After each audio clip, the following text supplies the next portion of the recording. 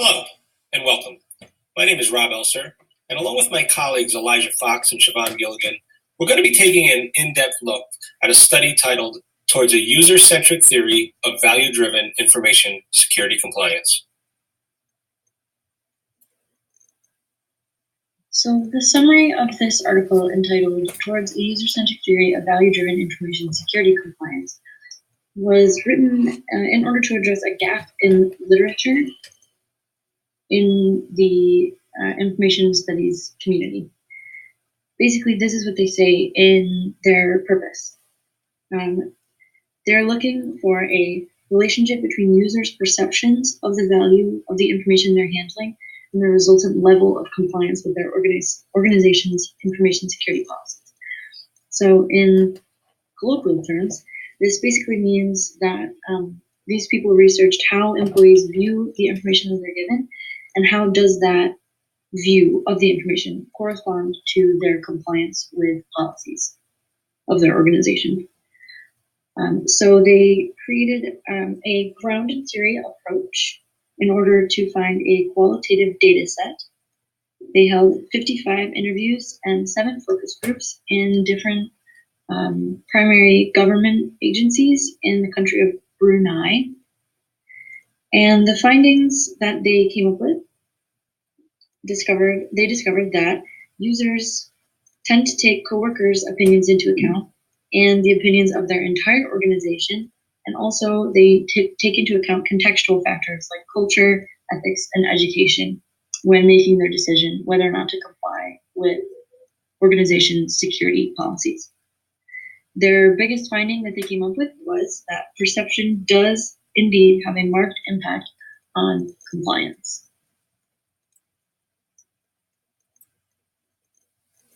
The purpose of the study was to investigate the correlation between a user's perception of the value of the information they were dealing with and the level of compliance with their organization's information security policies. The authors were hoping to develop a theory of value-driven information security compliance. This type of research certainly isn't new, and the authors did an excellent job of reviewing the relevant literature in 3 key areas: information security policies, information security compliance, and value-oriented information security research. They found a consensus that information security policies are viewed as extremely important, but that the policies only have value if their users are willing to comply with their rules. The research also suggests that the users of the information systems are more than willing to ignore or bypass security measures, especially when those measures require changes in their day-to-day activities. It also showed that employees will only comply when they are made aware of procedures through continuing education and training programs. The compliance studies reviewed looked at the benefits of involving users in the information security design and on improving communication on the risk associated with poor security practices. Lastly, and most closely related to their own study, the authors looked at quantitative studies conducted on compliance based on an employee's values and attitudes about the security policies themselves. So the research demonstrates that the importance of information security is widely recognized, but users are still either unable or unwilling to comply with their rules. Several studies have explored the reasons why compliance is still too low, and explanations have been proposed, but the authors found that improving information security compliance is still an area that warrants further study. The area that has not been studied in great detail is how a user's perception of the value of the information that they are handling affects compliance. That is to say, that this study was conducted to, quote, qualitatively explore the relationship between organizational stakeholders' perception of the value of the information they are handling and their resultant information security compliance behaviors. So is this research valuable? Absolutely. It is attempting to create a theory of information security behavior in order to improve compliance. The research methods for this study were sound and very well established. As you can see by the graphic on the right side, there were many different stages to the research process. The first was the design stage, and then after that came the first phase of data collection, which included many different interviews and focus groups to gain data.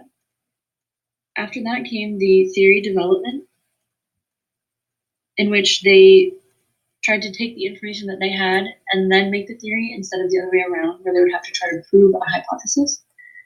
After the theory development phase came the second data collection phase, wherein they had follow-up interviews and more confirmatory focus groups. And the last phase was the theory validation, which asked whether or not the theory was logical and credible based on the data they had gathered.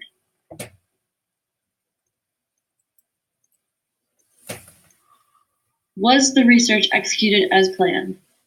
So on the right, I have kind of a smaller graphic illustrating the different phases that were involved in the data collection, a little more specific. So everything went according to plan in the study. They were able to get all of the information that they had wanted. The only problem was that not many people wanted to be a part of the study. So the research was mainly executed as planned, but it definitely could have involved more participants in order to gain more data.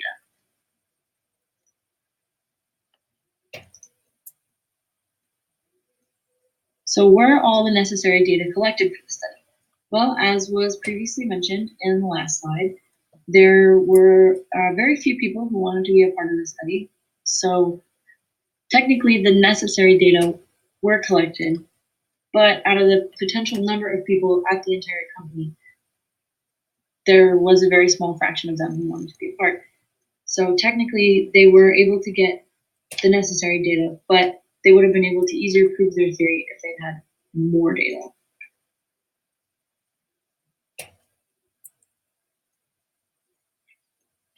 Doherty and Tajutin's well-developed theory went ahead of prior research and theories of information security and compliance. They clearly defined and set parameters throughout research development, design, and implementation of their findings.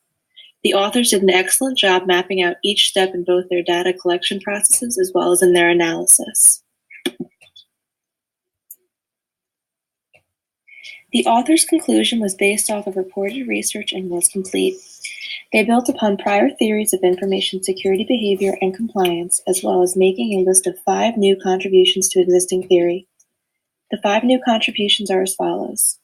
The central theoretical contribution was to present a model that explains the role of information value in the processes which computer users decide whether or not to comply with their organization's information security policies. While other organizations have discussed the potential importance of information value in focusing on an organization's information security practices, this was the first study that explicitly center-staged information value and developed and validated a model to illuminate its role in the information security processes. Secondly, this study demonstrated that an individual's perception of information value may change over time and can be affected by the work group as well as organizational interpretations of value. This reinforces the idea that information security is more of a social rather than technical problem, which requires more people-oriented solutions.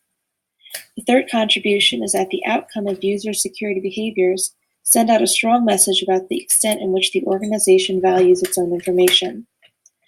Fourth is the treatment in this study on the information security factors such as education, culture, and ethics, and their influence on information value, as well as attitudes towards security compliance. And the final contribution that this research states is it voices its user representatives and senior organizational stakeholders. They're both sampled and represented in one study.